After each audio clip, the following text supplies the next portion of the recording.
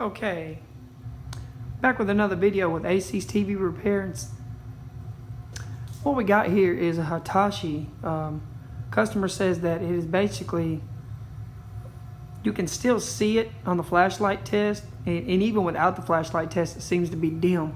I'm gonna run over here real quick and give you the model number on it. I believe it, it could be the LED driver, but I believe it's the LEDs itself. It's LE, as you can see, barely there, LE55A6R9. I'm gonna get it taken apart. As you can see, you start, just clipping up. Of course, you got the screws on the back. You take your back cover off, and then you get all these screws. Pull the Roku stick out. Then you got to take the speakers out. You got your 2 screws on each side. Then you got all those little bitty screws. Got to have a real fine screwdriver for that. Comes in handy with a small bit. But then you just work your way around, and you get your bezel off here. And then once you get your bezel off, I'll restart the video and show you how to disassemble the other clips. Okay, I'm back. As you can see, we're gonna pull the screen off first. I got the IR sensor removed. It just pops right out of there on the bezel. And I'm gonna kind of walk you through this and show you.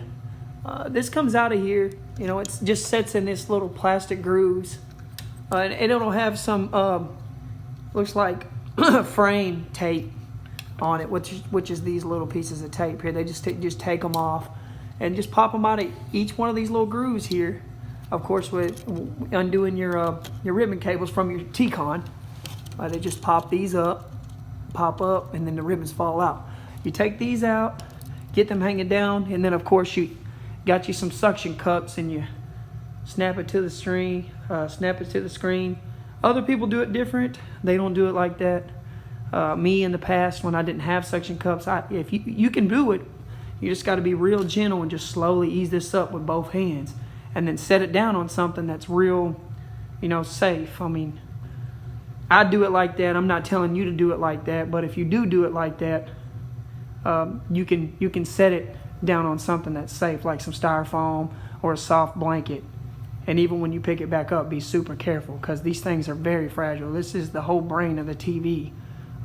Or not the brain, the boards of the brain, but this is the lifeline. Like, without a good screen, you're not watching anything. Bear with me. We'll get to the LEDs in a second. Okay, the next step is, you got these clips all the way around. I'll show you on the one that I haven't done yet. You just get your little flathead tip like this, and you just get behind these grooves and just snap them. Don't be too rough with them though, because as you see, you can break them. But I just started snapping this one up, and you just you just get it back in there like this and pop it up, and boom. I suggest that you lay these in the order that they came out of the TV, because you don't want to get these mixed up. Not that you probably couldn't figure it out, but it is very difficult. All right, on to the next step. Flathead tip. Remember, clip, all the way around. Keep them in order. You'll be good to go. I'll start the video back up when I get the sheets out, the bezel out, and get onto the LEDs, so we can proceed to see which one's bad and which one is good. Okay, now I got it tore apart, and got everything set aside. I don't know if anybody that's attempting this on here knows what this here is, but this is a LED backlight tester. I picked this one up at Shop Jimmy. They're around 40 to 50 bucks. A very handy tool for any source of LEDs. This will pretty much make that LED light up. Not only will it make you light up, but it'll tell you exactly what voltage capacity that LED is. So with that being said, highly recommended that you pick one of these up. But as you can see, bear with me here as I get this bad boy ready. Hold on, I'm gonna have to set the phone down. I apologize.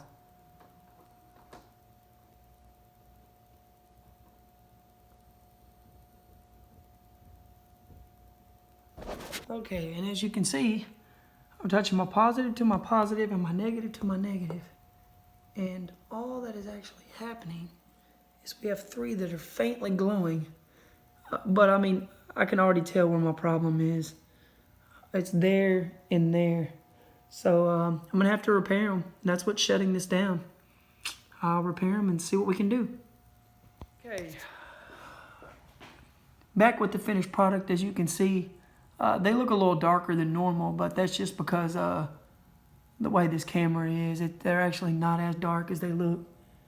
It's got a little bit of glue in it, but you know, what can you expect when you have to re-glue this component back to its lens cap? But when it's on, you can't tell, so it doesn't affect me that much. But got them fixed. I'm about to fire this bad boy up. As you can see, we got our indicator light. I'm going to reach under here and prepare to turn this on for you. And as you can see, they are all lit up. Problem solved. I have a lot of experience in this. A lot of people are nervous to try this, and I don't blame them. This is on expert level. I've been doing TV repair stuff for a little over 9 years.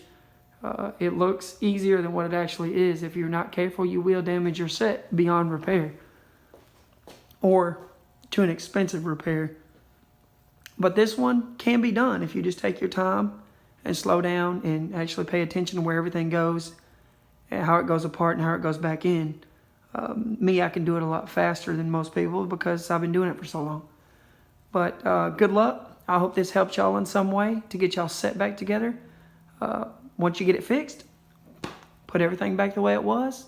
Boom, put your TV back on the stand and you're watching it. Have a good night, folks. AC TV Repair.